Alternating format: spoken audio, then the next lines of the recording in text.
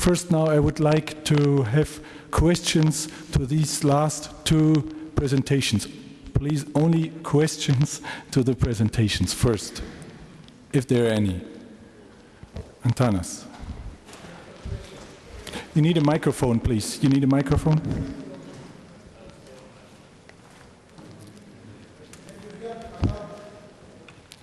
About varieties of Amadeus and Flora, which started GMO grow to Sweden and to Germany. And they said that advertising that fantastic starch using for medicine. What is your opinion about those?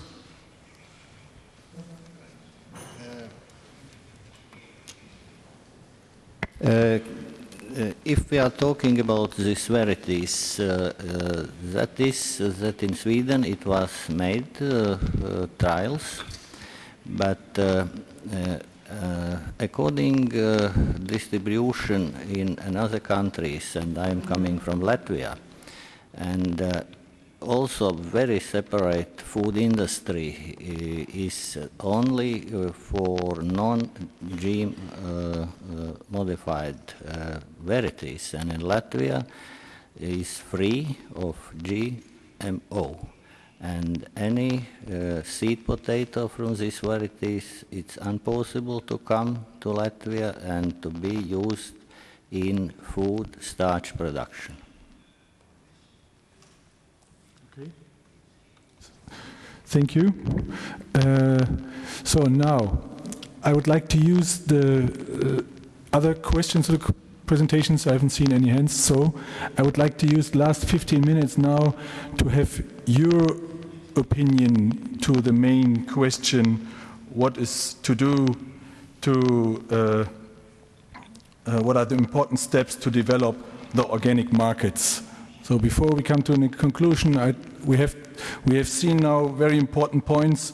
One was food from farms, not from factories, but I hope that this means that this, if we talk about factories, that's not a matter of size. Right? It's not a matter of 100 hectares is fine, 5 hectares is great, and 500 hectares or 5,000 hectares is bad. It's more, I think, a matter of ownership.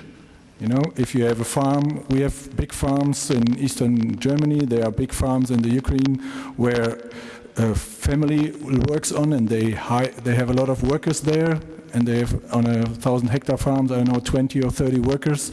So 20 or 30 families live on this farm and from this farm, and they do a great organic farming. And I think this is not bad, only because they have 1,000 hectare. But if this 1,000 hectare is, like we heard an example, that this is a company owned, I don't know, a German company buys something in the Ukraine and produces only something there with going there seeding and harvesting, not having a structure, not having people there. This is what you mean, what we don't want.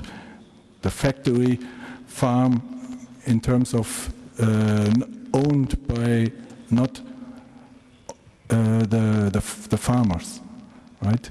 So this is one thing, and the second thing, what I learned, what I got out here is what were important points is finding policy alliances. Together with organic farming should be a national issue. I like this very much. You know, we are here discussing, and we have the commissioners here. We had very important people here. We have a big conference, but still we are in a small group. We are not in TV this afternoon, this evening with this conference, but we should. I think somehow we should get this very important issue of organic farming, of organic farming's worth, of organic farming's contribution to the very important issue of society today, world hunger, climate change, these things, environmental protection, biodiversity, and these things, that this becomes as important as, for instance, the climate changes today. You know, climate change is in all discussions everywhere. Every company is thinking about climate change. It's an issue everywhere. So we should get this topic, organic farming, our eating, our culture in agriculture, our culture of eating becomes to a topic in in each company, in each show in TV and everywhere, then it gets a push and becomes a national issue. This is things what you said, and I think we should have that. We need some Al Gore for organic agriculture, so that that this becomes a national, international topic. And a third thing I learned here is what we maybe not talked about before, is that there is a big number of farmers who are doing conventional farming, who are not certified, but who are working close to organic. I say they are not organic, because organic is rules and certification, but they are very close. And it's a big reservoir for know-how, for future farmers, for people who think with us and could support us if they turn to organic or if we talk to them. And maybe we should think how we lower the obstacles to get an organic farm. Why do all these people say, yeah, I'm working organically, but I don't want to be certified?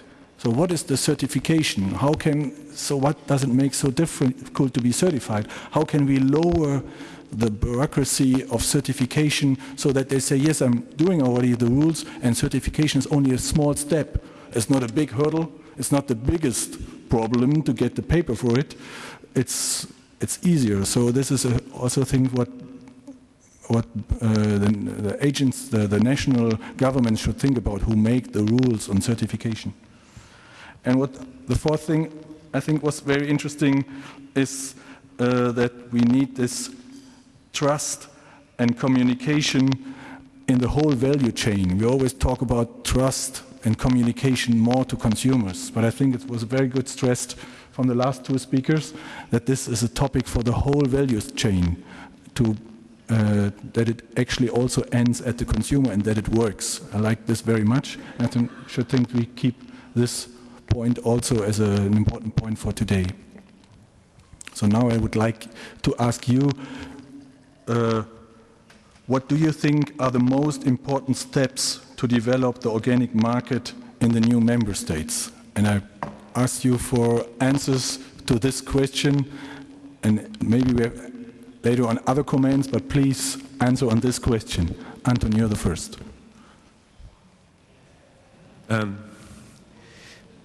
Thank you.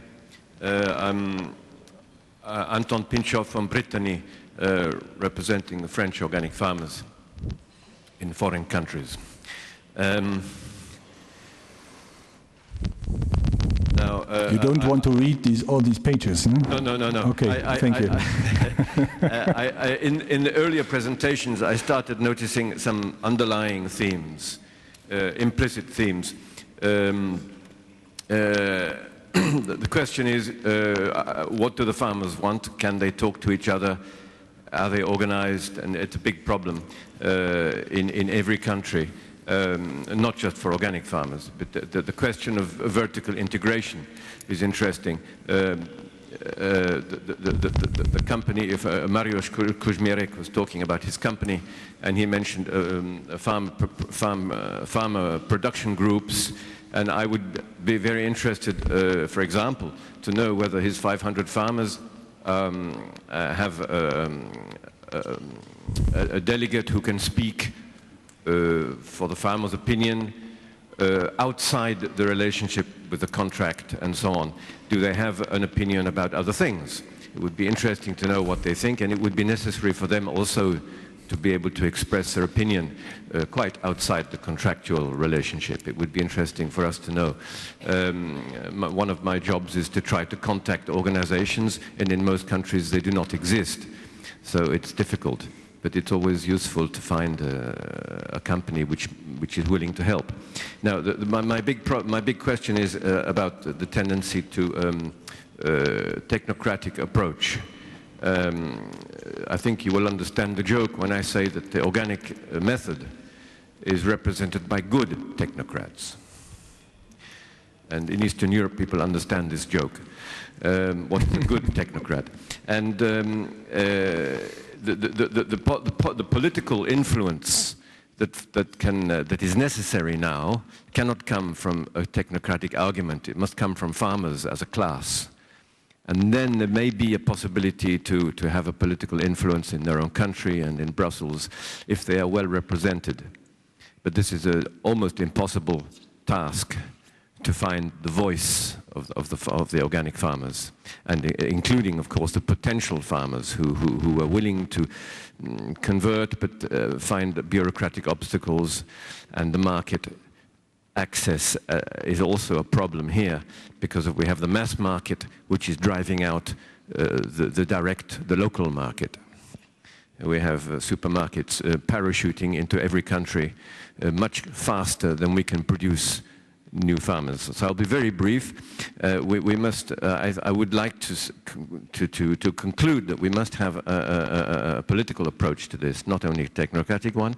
And on the economics, we must promote the economics of the small scale as a counter-argument or as a complementary argument to the economics of the large scale, which is very fashionable. And the other question is a very similar point. We talk a lot about the percentage of hectares. We ought to talk more about the percentage of farmers. It's necessary because we don't know very often what is intended. And my conclusion is to do with collective certification, because you asked also, but the question was raised about the bureaucracy of certification. It may be possible in Eastern Europe or everywhere in Europe. There are many many young farmers who are seeking to be farmers, and maybe traditional subsistence farmers who would otherwise disappear. And it might be useful to consider putting on the agenda the whole question of collective certification. It's possible for Africa and South America, in the hands of certifiers, and in Europe it might be possible on condition that the certificate belongs to the farmers. And there the whole question of ownership comes up. So I'll leave it at that for now. Thank you. Thank you very much. I think the last topic on collective certification is an interesting one.